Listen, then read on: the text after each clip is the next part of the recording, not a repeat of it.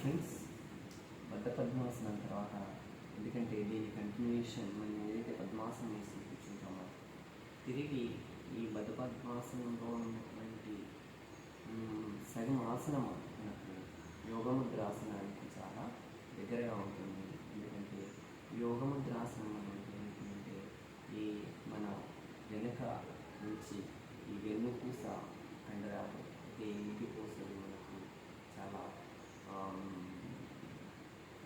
క్లియర్గా, తర్వాత ఏంటంటే మనకు ఏవైతే పెయిన్స్ ఉంటాయో అందరికీ క్లియర్ అవుతుంది. సో దానితో మన రక్త ప్రసరణ అనేది మంచి హుషారుగా అవుతుంది. సో సేమ్ ఇలా మనం పద్మాసనంలోనే కూర్చుండి అంటే ఆసనము ఎలా మన ముందు ఎలా కూర్చున్నామో అలా కూర్చుండి ఆ ఆసనాన్ని తిరిగి పద్మాసనంలోనికి వచ్చి ఇలా పద్మాసనంలోనికి వచ్చి ఈ పద్మాసనంలో కూర్చుండి తర్వాత పద్మాసనం వేసిన తర్వాత ఈ పద్మాసనం నుంచి మనము యోగముద్రాసనం అనేది వేస్తాము. సో పద్మాసనం అంటే మీకు ఇంతకుముందు చూపించినట్టు ఇలా కుడి చేతిని ఎడమ బొటన వేలుకొని కుడి బొటన వేలు ఇలా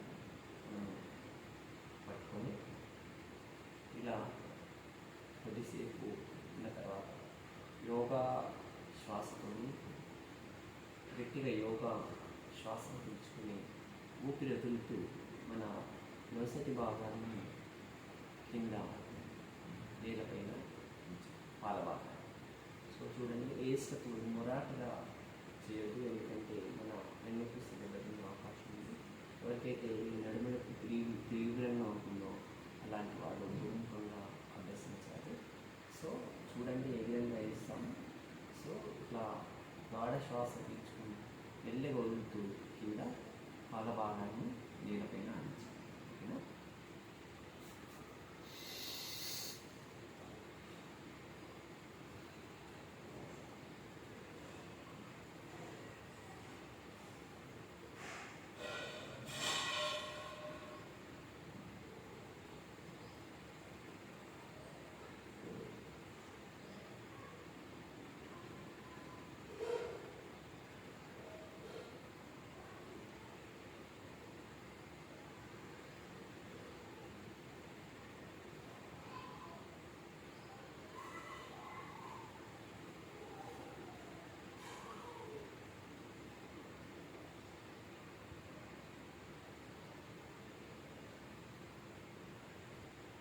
ఇలా మీకు సుఖంగా ఉన్నంతసేపు ఆసనంలో కూర్చోండి. తర్వాత విరుద్ధ పక్షంగా వ్యతిరేక పక్షంగా యాస్టిస్గా రండి. ఆసనానికి మధ్యన ఇది రిలాక్స్ అవ్వాలా, ఎందుకంటే శవాసనంలో మీకు చాలా ఎనర్జీ వచ్చే అవకాశం ఉంది.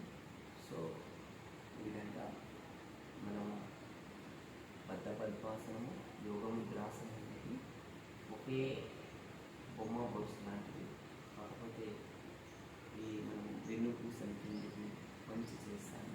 ఓకే, సో దీంతో పాటు మీకు ఇంకా ఆసనాలు అంటే ఒకటే అంతర్జాతీయ యోగా దినోత్సవం అంటే అన్నీ ఒకసారి మనము డైలీ చేయాలి. ఓకేనా? డైలీ చేయాలి, మన ఆరోగ్యం బాగుండాలంటే డైలీ మనం చేసే ఆసనాలు కూడా చేయడం వల్ల మనకు ఇంత పాజిటివ్ అవుతాం అంతా. సో బిజీ లైఫ్ మన అందరికీ ఉంది, కాకపోతే దీని కొరకు సపరేట్గా మనము కనీసం మార్నింగ్ వీలు కాకపోతే ఈవినింగ్ మనము ఈ ఆసనాలని సాధన